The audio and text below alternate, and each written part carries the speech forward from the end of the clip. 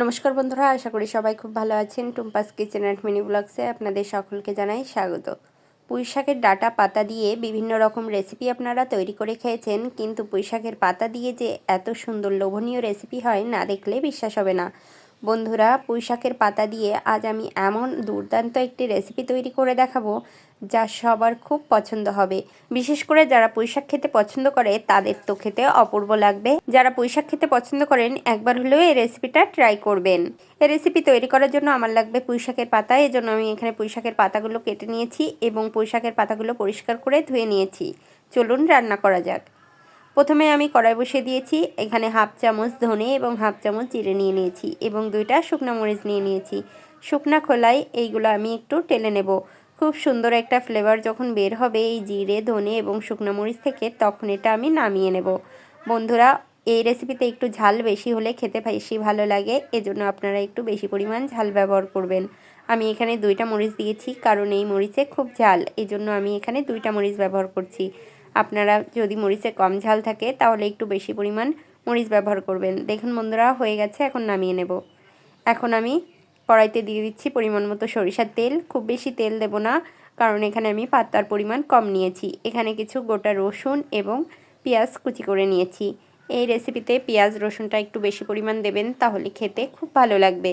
পেঁয়াজ রসুনটা আমি হালকা ভেজে নেব, খুব বেশি ভাজবো না, যেন পেঁয়াজ রসুনের কোনো কাঁচা গন্ধ না থাকে, এমনভাবেই আমি ভেজে নেব। বন্ধুরা, সম্পূর্ণ রেসিপিটি দেখার অনুরোধ রইল এবং ভালো লাগলে অবশ্যই লাইক, কমেন্ট, শেয়ার করবেন।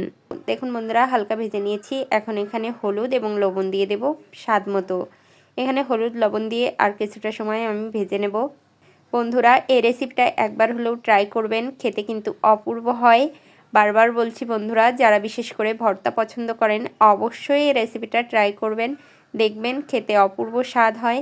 পুঁই শাকের এই লোভনীয় রেসিপি যারা একবার খাবে তারা বারবার অবশ্যই তৈরি করে খাবে। দেখুন বন্ধুরা, এটা ভেজে নিয়েছি হালকাভাবে, এখন আমি উঠিয়ে নিচ্ছি। বন্ধুরা, এই রেসিপিটা কিন্তু গরম কিংবা শীতে যে কোনো সময় এই রেসিপিটা খুবই ভালো লাগে। আপনারা একবার হলেও গরম ভাতের সাথে এই রেসিপিটা তৈরি করে দেখবেন, খুব ভালো লাগবে। এখন ওই একই কড়াইতে আমি দিয়ে দেব কিছুটা পরিমাণ সরিষার তেল। কিছুটা পরিমাণ সরিষার তেল দিয়ে দিলাম। এখন এখানে তেলটা গরম হয়ে গিয়েছে, দিয়ে দিচ্ছি পুঁই শাকের পাতা।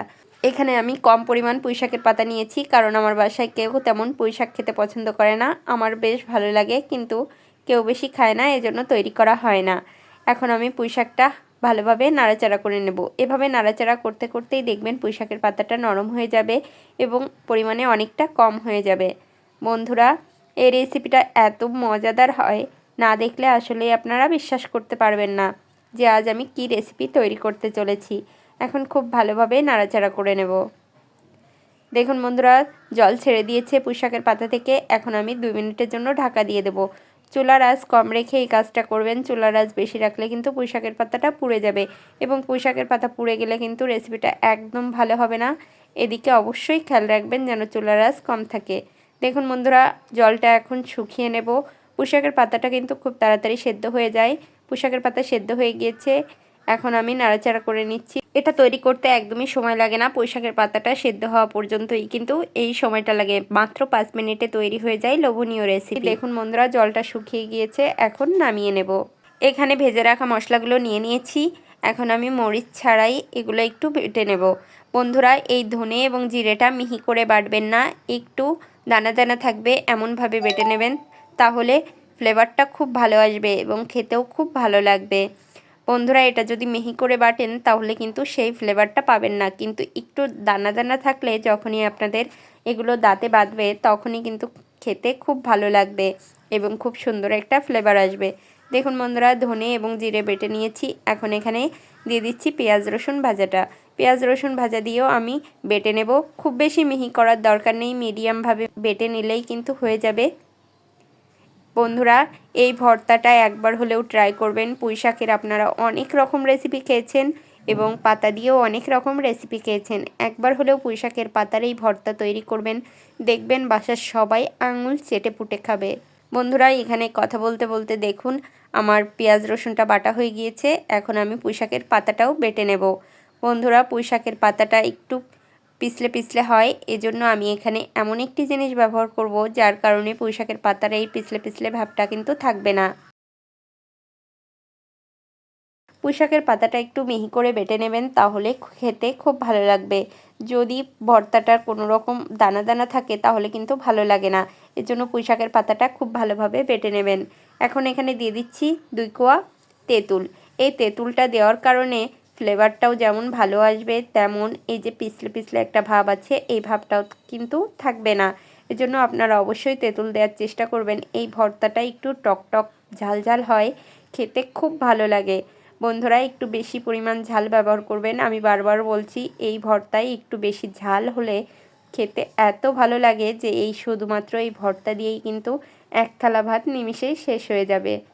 দেখুন বন্ধুরা, সব কিছু বেটে নিয়েছি। এখন এখানে আমি মরিচটাও বেটে দিচ্ছি। মরিচ দিলে অনেক সময় হাত জ্বালা করতে পারে প্রথমে, এজন্য আমি শেষে বেটে নিয়েছি। আপনারা চাইলে মরিচটা প্রথমেও বেটে নিতে পারেন। এখন সব কিছু খুব ভালোভাবে মিশিয়ে নেব।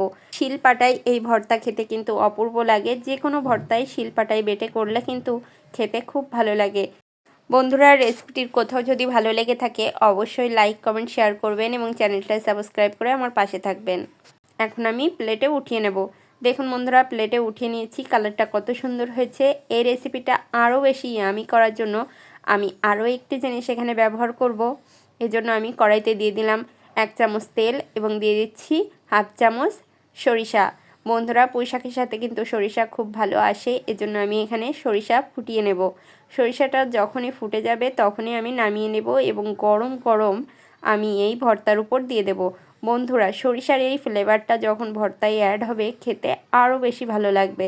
দেখুন বন্ধুরা, আমি সরিষাটা দিয়ে দিচ্ছি এবং সরিষা দিয়ে খুব ভালোভাবে মাখিয়ে নিয়েছি। বন্ধুরা, গরম ভাতের সাথে এই ভর্তাটা খেতে অসাধারণ হয়েছিল। আপনারা ট্রাই করতে পারেন।